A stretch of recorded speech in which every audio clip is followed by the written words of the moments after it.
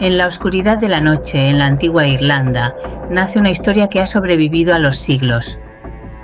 La historia de Alice Kyteler, la primera mujer acusada y condenada por brujería en Irlanda. Hola a todos, soy Ola, bienvenidos de nuevo a nuestro canal. Estoy emocionada de presentarles nuestro nuevo video. Prepárense para un viaje lleno de misterio, poder y supervivencia. Vamos a empezar. La caza de brujas fue un fenómeno que se extendió por toda Europa y parte de América entre los siglos XV y XVIII, llevando a la muerte a un gran número de personas acusadas de brujería. Este período, conocido como la Gran Era de la Caza de Brujas, fue una época de histeria colectiva y persecución.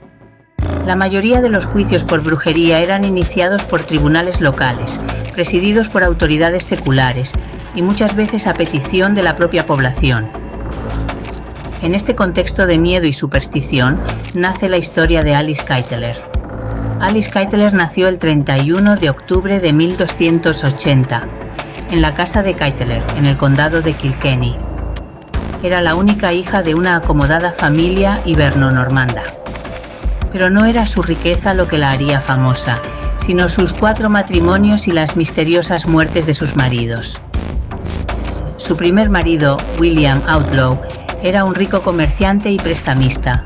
Provenía de una familia noble y se casó con Alice Kyteler alrededor de 1295.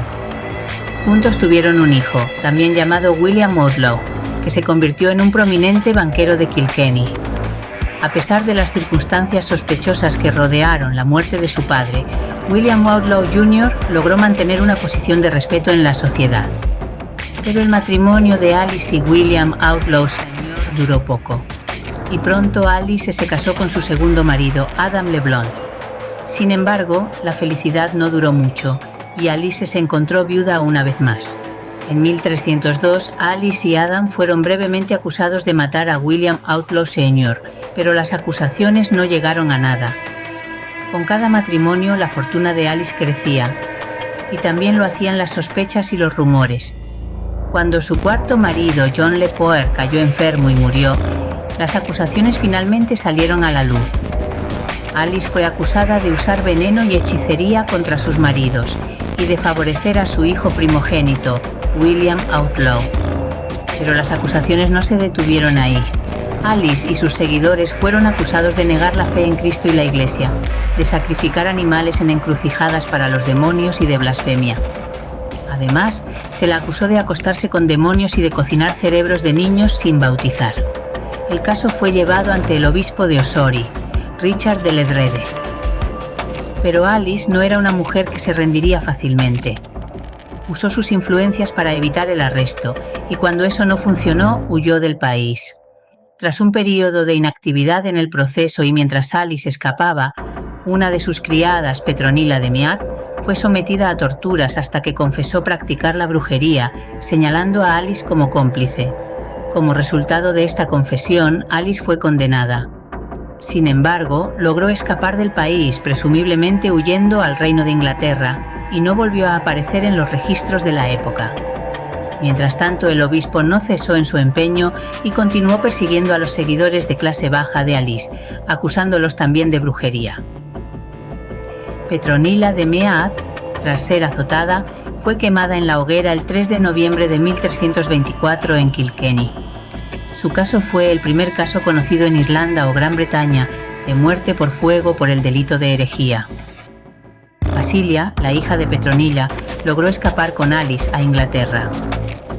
William Outlaw, el hijo de Alice, también fue acusado de varios delitos, incluyendo herejía, usura, perjurio, adulterio y clericidio. Sin embargo, después de retractarse de sus acciones, William logró evitar un castigo severo. Se le ordenó asistir a 3 misas diarias durante un año, y se le impuso la obligación de alimentar a los pobres.